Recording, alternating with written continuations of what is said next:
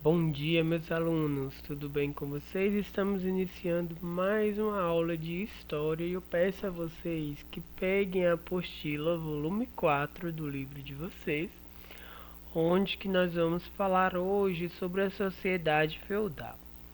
Na aula passada, nós falamos sobre o contrato de infeudação, né? Contrato de infeudação, então ele era um contrato firmado entre os suzeranos, reis, né? E os vassalos, onde que os vassalos eles pegavam as terras dos suzeranos reis para tomar conta, né, gente? E ali esses contratos eles eram firmados, né, como falamos ontem na aula aí, através de juramentos, né, de homenagens, né, então era feito por bocas, né, selando contratos aí através de selinhos, né.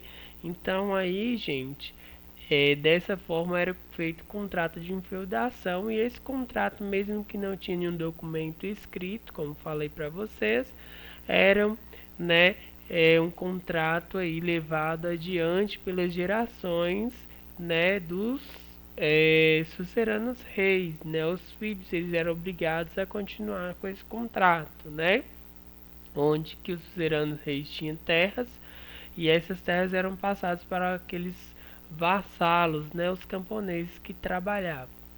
Hoje nós vamos falar sobre a sociedade feudal. Como que era dividida então a sociedade feudal, né? Sociedade feudal, gente, ela estava dividida em três grupos, né, ou camadas sociais, que eram chamados de ordens ou estamentos. Então gravem isso na cabecinha de vocês, né? Essas classes sociais, né, chamadas de ordem ou estamentos, que, né, dividiam então os tipos de classes na sociedade feudal. Então essas eram as classes sociais aí, tá bom? Então quem fazia parte do estamento, né?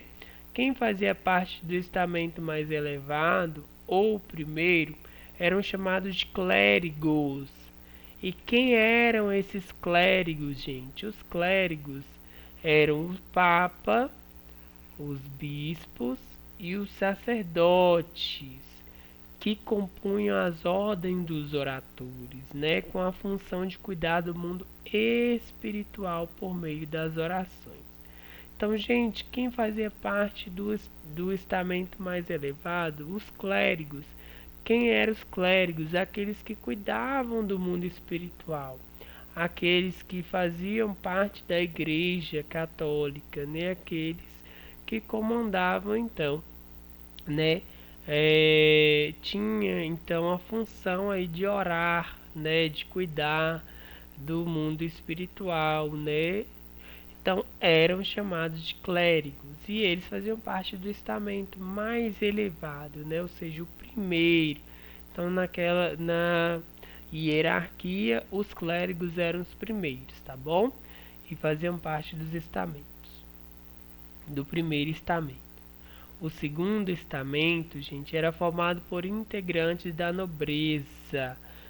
Quem eram esses integrantes da nobreza, né? Eles eram chamados de belatores. Então, primeiro nós temos o clérigo, né? Fazia parte da igreja, né, católica, né, os papas, os bispos, sacerdotes. E em segundo estamento nós temos os integrantes da nobreza, os mais ricos, chamados de belatores, com a função de proteger a cidade, a sociedade por meio das guerras. Eram eles que lutavam, eram eles que estavam na frente das batalhas, eram os belatores, eles eram então os militares aí, tá bom, gente? Integrantes da nobreza. Integrantes da nobreza, né? Aqueles que trabalhavam para os nobres, né? Aqueles que lutavam aí para proteger o território dos nobres, dos seus senhores, tá bom? E por fim, nós temos o terceiro estamento, que era composto por laboratores. Quando falamos de laboratores, né, já vem então em nossa mente aqueles que trabalhavam, né? Participavam das lavouras, participavam aí dos serviços. Então, quem formava essa classe dos laboratores, o terceiro estamento, eram os camponeses e os artesãos, aqueles que, né, compunham a maior parte da população feudal. Eles formavam um grupo mais numeroso e era a base da sociedade, né? Ou seja, era a base, era eles que faziam, que fabricavam, né? Que faziam os produtos, que plantavam, né? É, praticavam a agricultura. Era eles que eram a base da população, né? Era a base da sociedade. Eles que compunham a maior parte da população feudal, tá bom? E precisava-se muito desses trabalhadores, pois as terras eram grandes, né? Inúmeras terras que eram passadas para esses camponeses para trabalhar. Como falei para vocês, através de um contrato de infeudação, né? Onde que quem pegava as terras e contratasse mais pessoas para trabalhar nas terras, eles então viravam suzerano e as pessoas contratadas eram, né, os, os vassalos, eles se tornavam os vassalos, né? Então, por exemplo, temos o suzerano rei, que era o dono, né, o senhor feudal, passava para o primeiro vassalo, que esse primeiro vassalo ele se tornaria, né, mais à frente um suzerano, o segundo suzerano, né? E ali esse segundo suzerano contratavam outros povos, outros camponeses para trabalhar para eles nessas terras, e ali esses novos camponeses contratados eram chamados de vassalos, né? Então essa era a formação do grupo aí dos laboratores, tá bom, gente? E em uma sociedade estamental, né, ou seja, uma sociedade praticada por estamentos, é muito difícil que uma pessoa consiga mudar de uma camada social para outra. Eles não conseguem, né, era muito difícil. Eles não conseguiam participar, por exemplo, os camponeses, artesãos, né, não conseguiam participar do segundo estamento, que era a parte dos laboratórios, dos belatores, né, aqueles que participavam então, né, como o, os protetores da sociedade, né, como os militares, era muito difícil. Então, para se conseguir trocar de camada social ou a pessoa, né, por exemplo, um dos belatores, eles tinham que praticar algum crime, praticar algo que era mal visto aos olhos do suzerano rei para cair para, né, a classe dos terceiro estamento, dos laboratores, ou os laboratores tinham que participar, fazer algo, né, que eram bem vistos aos olhos aí dos nobres, né, ou seja, dos senhores feudais, para subir eles de estamento, né, e ali eles participariam do segundo estamento, dos belatores, né, que eram os militares, e sucessivamente, né, gente. Então, observe essa iluminura ao lado, os estamentos nos quais estava composta a sociedade medieval. Nessa iluminura, o que, que vocês conseguem perceber, né? Então, nós temos aqui o clérigo, né? Quem eram os clérigos? Eram os papas, os bispos. Então, como vocês podem ver aqui, nós temos a representação de um bispo, de um demonstrando aí, né? Conversa com o belator, que eram os cavaleiros, aqueles que tinham a função de proteger a sociedade, né? E também nós temos, observando a conversa entre o clérigo e o belator, os laboratores, que eram os camponeses que trabalham, como vocês podem ver aí nessa imagem. Então essa iluminura mostra a letra maiúscula de um manuscrito do fim do século VIII. Nela notamos a representação de como a igreja entendia a formação social da época. Então à esquerda nós temos o monge, né, representada pelos clérigos. No centro o cavaleiro, representado pela nobreza, Então olha para vocês verem, para notar a armadura, o elmo, o escudo e à direita com a ferramenta agrícola um camponês, como eu expliquei para vocês, ok? Aqui, gente, nós temos uma parte falando assim, os que trabalhavam, né? Quem eram os trabalhadores? Então nós vamos falar um pouco do terceiro estamento, que era formado pelos servos, né? Ou seja, pelos laboratórios. Então os que trabalhavam, né, participavam do terceiro estamento, era formado pelos servos da gleba, né? E também pelos vilões. Os servos trabalhavam nos feudos e estavam unidos ao senhor feudal, um integrante da nobreza por laços de servidão. Por sua vez, os vilões não estavam submetidos às relações de servidão. Então nós temos aí duas classes, né, que trabalhavam, né, duas classes que participavam também dos terceiro estamento, que de um lado nós temos os servos, aqueles que estavam, né, para servir o senhor feudal, aqueles que tinham laços com ele, né, de servidão, de trabalho. Enquanto aí, né, de outro lado nós temos os vilões, que eles não estavam submetidos a relações de serviços, né, eles estavam submetidos aí, né, ao roubo, né, do que foi produzido pelos servos, né. Então na ilustração aqui vocês podem ver a lavoura com bois, né, onde que nós vemos camponeses arando a terra e utilizando o arado de madeira, né, puxado então por bois. Como vocês podem ver, a representação de como era a vida, né, dos servos, né, ou seja, dos laboratórios aí, camponeses que trabalhavam para os senhores.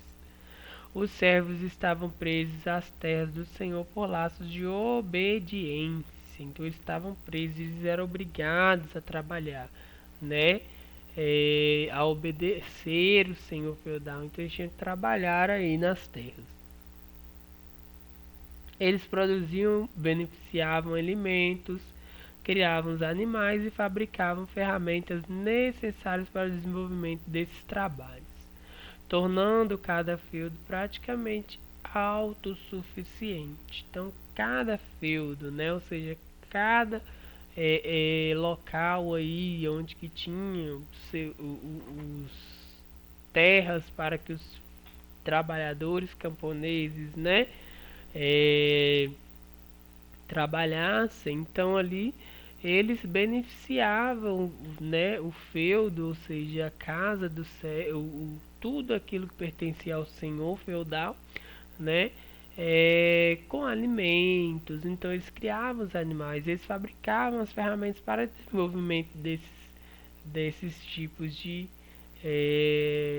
desenvolvimento, né, ou seja, do tipo de arado, do tipo de agricultura. Então tudo isso eles tornavam autossuficiente aí para que, né, houvesse um desenvolvimento e que o Senhor ele ficasse, né, alegre e tranquilo com as suas práticas, né. Então essa autossuficiência dos feudos levou a uma gradativa diminuição de trocas de mercadorias, que foi aos poucos enfraquecendo o comércio, né? Porque eles estavam produzindo muito, né? Onde que os servos trabalhavam com, né, garra, com determinação, então eles produziam faziam muitos produtos, né?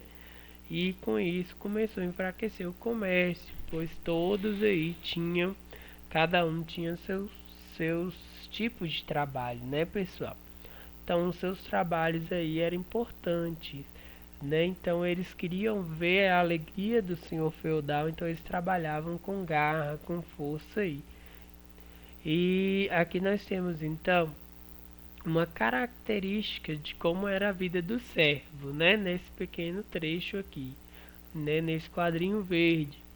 Então o servo e as suas famílias viviam numa feia cabana, né, de um só cômodo, onde dividiam com galinhas e porcos. No centro ardia uma pequena lareira cuja fumaça escapava por um buraco no teto, desculpa. No inverno, quando era preciso aumentar o fogo, o aposento ficava repleto de fumaça. Quando chovia, a água entrava pelo telhado de palha e transformava em lama o piso de terra. O cheiro dos excrementos era persistente. Então, gente, olha para vocês verem como que era a forma de vida desses servos, né? Desses camponeses que trabalhavam para os senhores. Então, eles tinham aí, né? Uma vida muito difícil, pois eles tinham apenas um cômodo onde que dividiam com os seus familiares e ainda animais, como galinhas e porcos, né? E ali era uma casa feita com teto de palha, onde que era muito complicada a forma de vida, né, gente? Aqui então nessa iluminura, como vocês podem ver, faz parte então de As Mais Belas Horas do livro do Duke Barry, feito pelos irmãos Limbourg, né, sob encomenda do Duque de Berry, entre os anos de 1412 e 1416, e representa o mês de fevereiro. Os servos aparecem cortando lenha e aquecendo-se em frente ao fogo, né, como vocês podem ver. Aqui eles estão se aquecendo em frente ao fogo e há outros servos trabalhando, né, e cortando as lenhas aí. Então olha para vocês verem como que era o cômodo da casa, né, gente? Era um cômodo pequeno, onde que eles dividiam aí com porcos e galinhas, como vocês podem ver na imagem, né, na iluminura. Era bem difícil a vida dos servos, né, pessoal? Então os servos da gleba recebiam a proteção do senhor feudal e um pedaço de terra para cultivar. Então, gente, gleba era terra voltada para a produção agrícola, né? Então, todos os servos que trabalhavam nessa gleba aí, então eles trabalhavam em terras, né? Para a produção de produtos, de insumos aí, para a subsistência própria e também para a subsistência aí do palácio, né? Do senhor feudal e também, né, das outras pessoas que trabalhavam, né, para ele. Então eles, em troca de trabalho, eles recebiam então um pedaço de terra para cultivar e também uma proteção do senhor feudal. Em troca tinha uma série de obrigações para com o senhor, que eram pagas em forma de tributos. Veja a seguir algumas dessas obrigações que os servos tinham, né, que conceder ao Senhor. Então, como que era chamado essas obrigações? Primeiro, gente, nós temos a corveia, que era a obrigação de trabalhar alguns dias da semana no manso senhorial, né? E toda a produção dessas terras era destinada ao senhor feudal. Então, tudo que os servos produziam era destinado ao senhor feudal, né? Eles tinham que trabalhar também dentro do manso senhorial, né? Dentro das terras também do senhor feudal, né? E tudo que eles produziam eles tinham que passar para ele. Também era chamada de talha, né? Talha, o que era a talha, gente? A talha era as obrigações a obrigação de entregar ao nobre cerca de 1/3 do que produzisse nas terras a eles concedidas no manso servil. Então eles tinham também, gente, que dar 1/3 das suas produções para, né, ao nobre, né, entregar ao nobre. Então olha para vocês verem como que era difícil essa vida do servo, né, em busca, né, em troca de seus serviços, tudo que eles produziam, né, eles tinham que pegar e ainda dar para os nobres, dá também a produção para o senhor feudal, né, gente? Então era difícil a vida de um servo, né, nesse período aí, né, da sociedade feudal. Existia também as banalidades, que eram tributos cobrados pelo uso de instrumentos ou bens do feudo. Então, se eles utilizassem o moinho, se eles utilizassem o forno, se eles utilizassem o celeiro para guardar os produtos, ou as pontes, né, para saírem e andar e levar esses produtos, eles tinham que pagar tributos ao, ao senhor feudal aí, né, aos nobres, por estar usando é, esses tipos de bens aí do feudo, né? Então era muito complicada a vida dos servos. E existia também outra obrigação, que era a mão morta. O que era a mão morta, né? No caso de falecimento do chefe de uma família servil, no caso do falecimento do chefe, né, dos servos, o que eles tinham que fazer? O restante dos membros deveriam pagar uma taxa ao senhor feudal para permanecer nas terras em que já estavam instalados. Então eles tinham que pagar tipo impostos, né, gente, para continuar ali. Se sobrou só a esposa e os filhos, né, e eles não podem servir, não podem trabalhar, então elas tinham que arrumar um jeito de pagar para continuar instalados ali, ou eram despejados, né? E existia também, gente, outra classe trabalhadora, que eram os camponeses livres, né? Esses aqui nós estamos falando dos servos.